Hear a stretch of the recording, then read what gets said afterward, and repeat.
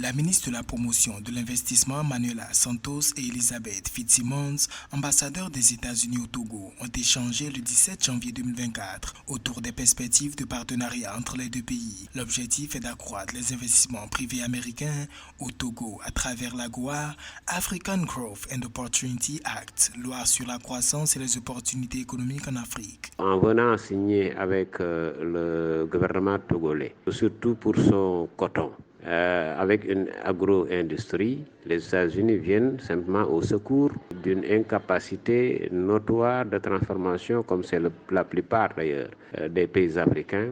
Et ce faisant, le Togo pourrait effectivement profiter de cette coopération pour lancer une activité de textile et ce faisant améliorer, pourquoi pas, ses exportations.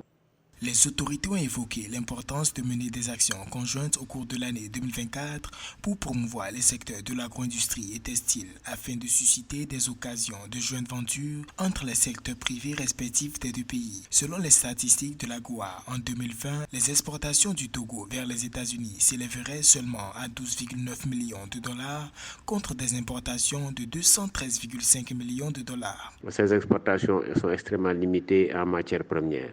Et tant que ce n'est pas transformé, quand même la valeur exportée ne peut pas être boostée par rapport en tout cas aux énormes difficultés internes qui exigent quand même une importation massive, comme d'ailleurs beaucoup aussi de pays africains. En effet, la loi commerciale des États-Unis sur la croissance et les possibilités en Afrique vise à aider les pays d'Afrique subsaharienne à accroître leur accès au marché américain dans le but d'améliorer le commerce. Notons que le Togo et plusieurs pays africains ont plaidé en novembre 2023 en Afrique du Sud pour une prorogation de 10 ans de cette initiative adoptée en 2000 qui devrait arriver à terme en septembre 2025.